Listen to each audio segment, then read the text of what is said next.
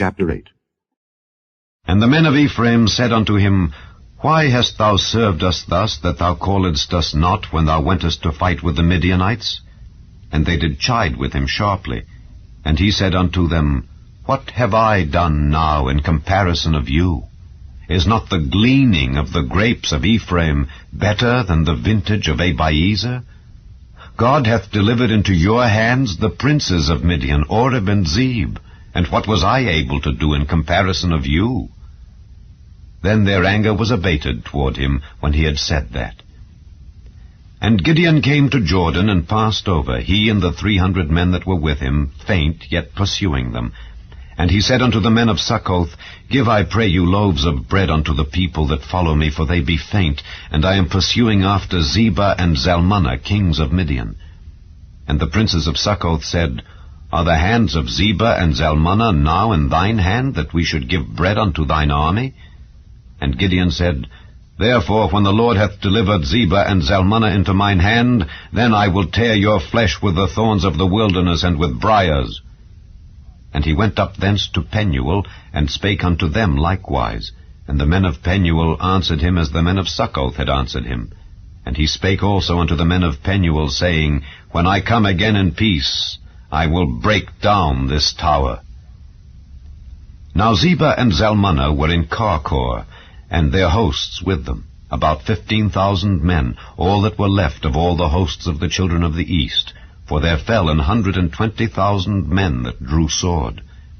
And Gideon went up by the way of them that dwelt in tents on the east of Nobah and Jogbehah, and smote the host, for the host was secure. And when Zebah and Zalmunna fled, he pursued after them, and took the 2 kings of Midian, Zebah and Zalmunna, and discomfited all the host. And Gideon the son of Joash returned from battle before the sun was up, and caught a young man of the men of Succoth, and inquired of him. And he described unto him the princes of Succoth, and the elders thereof, even 70 men. And he came unto the men of Succoth, and said, Behold, Zebah and Zalmunna, with whom ye did upbraid me, saying, Are the hands of Zebah and Zalmunna now in thine hand, that we should give bread unto thy men that are weary?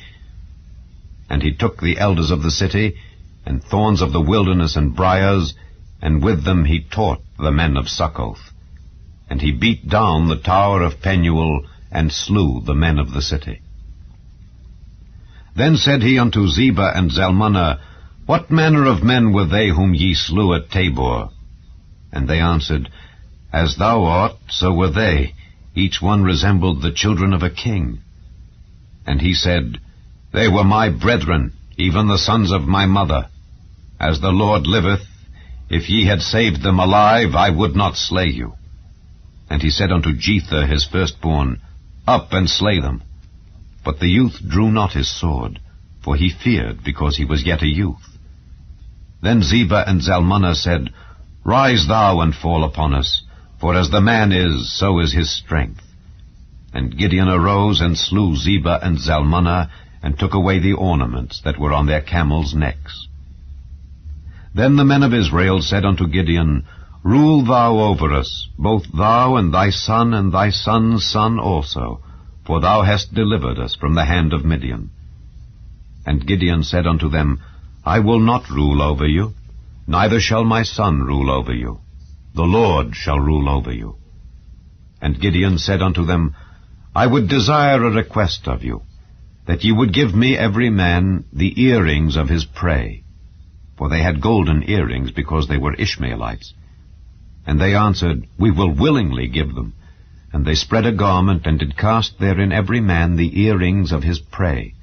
And the weight of the golden earrings that he requested was 1,700 shekels of gold, beside ornaments and collars and purple raiment that was on the kings of Midian, and beside the chains that were about their camels' necks. And Gideon made an ephod thereof, and put it in his city, even in Ophrah. And all Israel went thither a-whoring after it, which thing became a snare unto Gideon and to his house. Thus was Midian subdued before the children of Israel, so that they lifted up their heads no more. And the country was in quietness 40 years in the days of Gideon.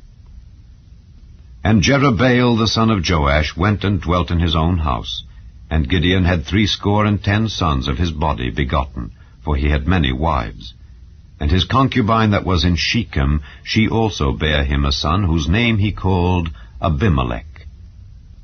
And Gideon the son of Joash died in a good old age, and was buried in the sepulchre of Joash his father, in Ophrah of the Abiezrites.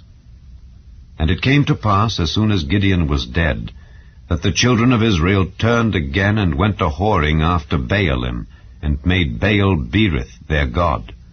And the children of Israel remembered not the Lord their God, who had delivered them out of the hands of all their enemies on every side. Neither showed they kindness to the house of Jerubbaal, namely Gideon, according to all the goodness which he had showed unto Israel.